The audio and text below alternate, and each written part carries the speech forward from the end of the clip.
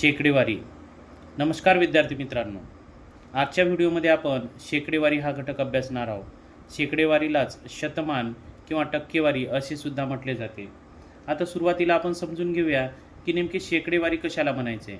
तर ज्या अपूर्णांकाचा छेद हा 100 असतो त्याला शेकडा असे म्हणतात, किंवा एखादी संख्या 100 पैकी किती याला शेकडा असे म्हणतात. आता एक उदाहरण आपण घेऊया. समजा रमेशला गणितात 50 पैकी 42 गुण मिळाले, तर त्याला एकूण शेकडा किती गुण मिळाले, शेकडा किती गुण मिळाले. आता हे उदाहरण आपण समजून घेऊया. 50 पैकी 42 गुण मिळालेले आहेत, म्हणून एकूण जे आहे ते कधीही छेदात लिहावे आणि मिळालेले गुण अंशामध्ये लिहावे. 50 पैकी 42. आता हा आपल्याला अपूर्णांक मिळालेला आहे. या अपूर्णांकाला शेकडेवारीत किंवा टक्केवारीत रूपांतरित करण्यासाठी गुणिले 100 करावे, म्हणून 42/50 गुणिले 100. आता 50 दुनी 100 होतात, अंशामध्ये राहिले आता 42 गुणिले 2, आणि हा गुणाकार जर आपण केला तर आपल्याला उत्तर मिळते 84%.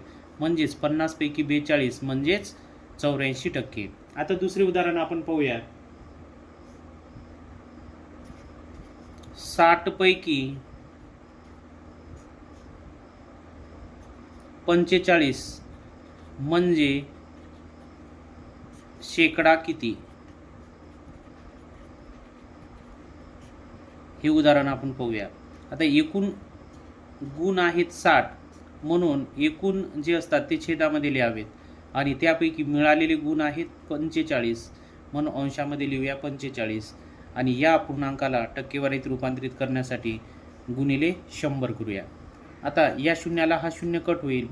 त्यानंतर 6ने आपण 45ला भाग देऊ शकतो, पण तत्पूर्वी आपण हा गुणाकार करून घेऊया. 45 गुणिले 10 म्हणजेच 450 छेदामध्ये 6.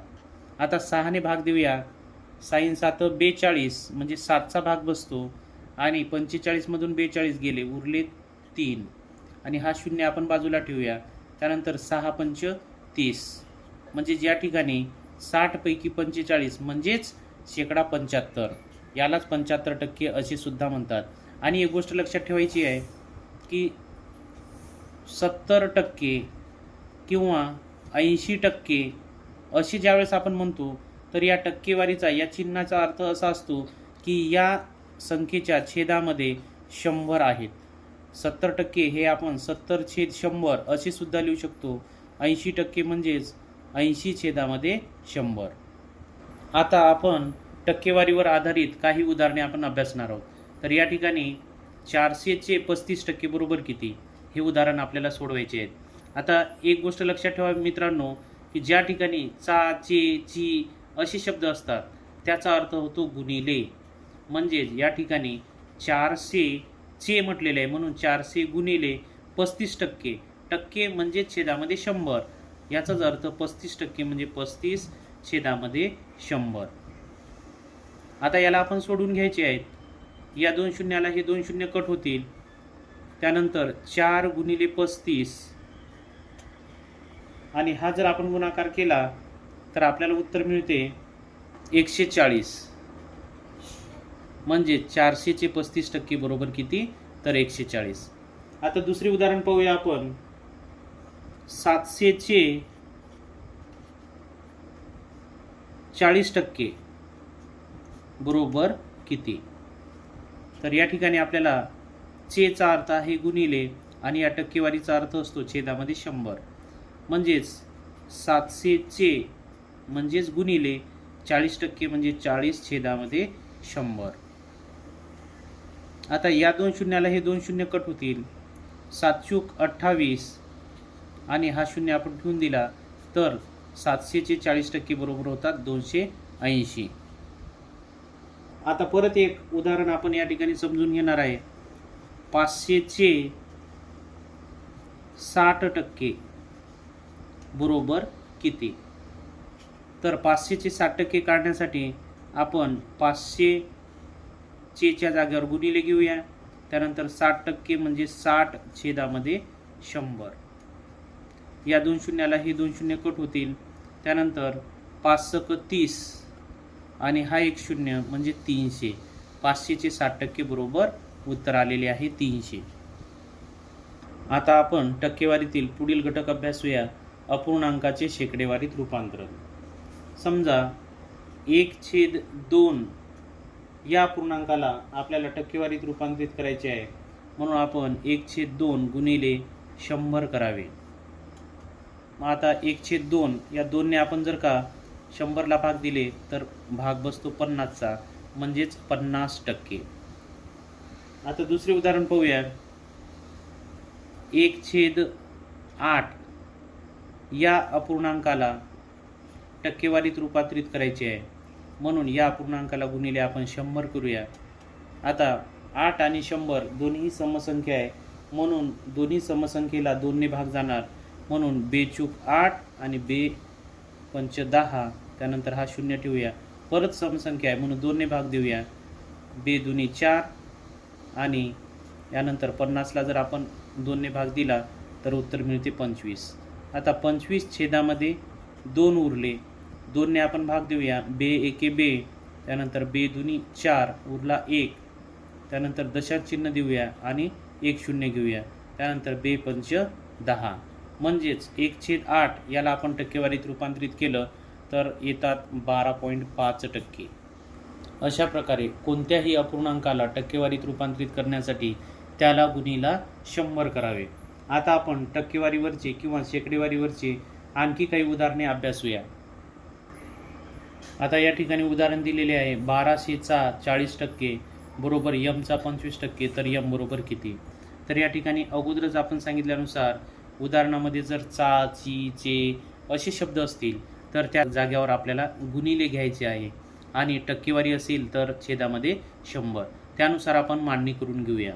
1200चा च्या जागेवर आपण घेऊया गुणिले, त्यानंतर 40% म्हणजे 40 छेदामध्ये 100 बरोबर यमचा म्हणजेच गुणिले 25% म्हणजे 25 छेदामध्ये 100. अशी मांडणी झाल्यानंतर आता आपल्याला यमची किंमत काढायची आहे, आणि यमची किंमत काढण्या अगोदर आपण काही काटछाट होते का ते पहिले पाहून घेऊया. त्यानुसार या 2 शून्याला हे 2 शून्य कट होतील, म्हणजेच डावीकडे राहिले 12 गुणिले 40 बरोबर. आता 25 एके 25 आणि 25 चूक 100, म्हणजे उजव्या बाजूला राहिलेत यम गुणिले 1/4. आता यमची किंमत काढण्यासाठी आपण 1/4 या अपूर्णांकाला डावीकडे आणू, आणि डावीकडे आणत असताना आपल्याला हा छेद अंशामध्ये जाणार आणि अंश छेदामध्ये येणार. थोडक्यात गुणाकार व्यस्त संख्या आपल्याला या ठिकाणी घ्यावी लागणार आहे, म्हणून 12 गुणिले 40 गुणिले 4 आणि छेदामध्ये 1 घेतला काय किंवा नाही घेतला काय काहीच फरक पडत नाही, म्हणून बरोबर यम. आता 12 गुणिले 40 करूया. 12 48 आणि हा 0 ठेवला आपण, म्हणजे 480 गुणिले 4 बरोबर यम. आणि हा जर आपण गुणाकार केला तर आपल्याला उत्तर मिळते 1920 बरोबर यम. म्हणजेच यमची किंमत या ठिकाणी आलेली आहे 1920. यानंतर टक्केवारीवरील पुढील उदाहरण आपण सोडवणार आहे. जर 3000चा यम टक्के बरोबर 2000चा 6%, तर यम बरोबर किती? तर मागील उदाहरणानुसार आपण पहिल्यांदा मांडणी करून घेऊया. 3000चा अर्थ आहे गुणिले यम टक्के म्हणजेच यम छेदामध्ये 100 बरोबर 2000चा म्हणजेच 2000 गुणिले 6% म्हणजे 6 छेदामध्ये 100. सुरुवातीला आपण काटछाट करून घेऊया. त्यानुसार या 2 शून्याला हे 2 शून्य कट होतील, म्हणजेच डावीकडे राहिले 30 गुणिले यम बरोबर. आता उजवीकडे या 2 शून्याला हे 2 शून्य कट होतील, म्हणजे उजवीकडे राहतील 20 गुणिले 6. आता यमची किंमत काढण्यासाठी या 30ला आपल्याला उजवीकडे न्यावे लागेल, ते अंशामध्ये आहेत, या बाजूला आल्यानंतर छेदामध्ये जातील, म्हणून यम बरोबर 20 गुणिले 6 छेदामध्ये 30. म्हणूनच यम बरोबर या शून्याला हा 0 कट होईल, त्यानंतर 3 दुनी 6. आता अंशामध्ये राहिलेले आहेत 2 गुणिले 2, म्हणूनच यम बरोबर 2 दुनी 4. म्हणजेच यमची किंमत आलेली आहे या ठिकाणी 4. यानंतर टक्केवारीचे आपण पुढील उदाहरण अभ्यासणार आहोत. 1800चे 45% अधिक 1500चे 60% बरोबर 3420चे x टक्के, तर x बरोबर किती? तर या ठिकाणी अगोदर सांगितल्यानुसार ज्या ठिकाणी उदाहरणामध्ये चे असते ते म्हणजेच गुणिले घ्यावे, म्हणून 1800चे म्हणजेच गुणिले घेऊया. 45% म्हणजे 45/100 अधिक 1500चे म्हणजेच 1500 गुणिले 60% म्हणजे 60/100 बरोबर 3420 चे म्हणजेच गुणिले x टक्के म्हणजेच x/100. तर यावरून आपल्याला x ची किंमत काढायची आहे, पण त्या अगोदर आपण काटछाट होते का ते पाहूया. या 2 शून्याला हे 2 शून्य कट होतील आणि उरले किती, तर 18 गुणिले 45 अधिक या 2 शून्याला हे 2 शून्य कट होतील, उरले 15 गुणिले 60 बरोबर या शून्याला हा शून्य कट होईल, राहिले किती 342 गुणिले x/10. आता हा गुणाकार करून घेऊया. हा गुणाकार केल्यानंतर आपल्याला उत्तर मिळते 810 अधिक 15 गुणिले 60 गुणाकार केल्यानंतर आपल्याला उत्तर मिळते 900 बरोबर 342 गुणिले x/10. आता या 10ला आपण या बाजूला नेऊ शकतो, पण त्या अगोदर आपल्याला ही बेरीज करावी लागेल आणि ही बेरीज केल्यानंतर आपल्याला उत्तर मिळते 1710. आता या 10ला आपण या बाजूला घेऊन जाऊया, ते अंशात जातील आणि 342ला छेदामध्ये घेऊन येऊया, 342 बरोबर x.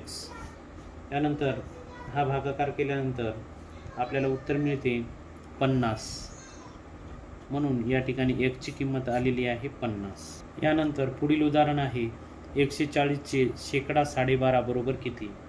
तर 140चे आपल्याला 12.5% काढायचे आहेत, म्हणजे 140चे 12.5% काढायचे. 12.5 म्हणजेच काय, तर 12.5%.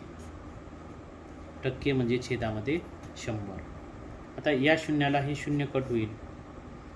त्यानंतर आपण 14 गुणिले 12.5 छेदामध्ये 10 अशा स्वरूपामध्ये लिहू शकतो. त्यानंतर 10ने जर आपण याला भाग दिले तर उत्तर मिळते 1.4 गुणिले 12.5. त्यानंतर आपण हा गुणाकार करूया दशांश चिन्ह विचारात न घेता. 14ने आपण 125ला गुणूया. 14×5 70, 70शी 0 हातचाला 7. त्यानंतर 14×2 28, 28 आणि 7 35, 35शी 5 हातच्याला 3. 14×1 14 आणि 14 आणि 3 17. आता दशांश चिन्हाचा विचार करूया. दशांश चिन्हानंतर उजवीकडे 1 अंक आहे आणि या ठिकाणी सुद्धा 1 आहे.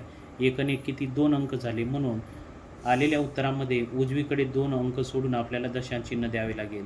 म्हणजे हा 1 आणि हा 2 असे 2 अंक सोडून आपण दशांश चिन्ह दिल्यानंतर आपल्याला उत्तर मिळते 17.50 म्हणजे 17.5.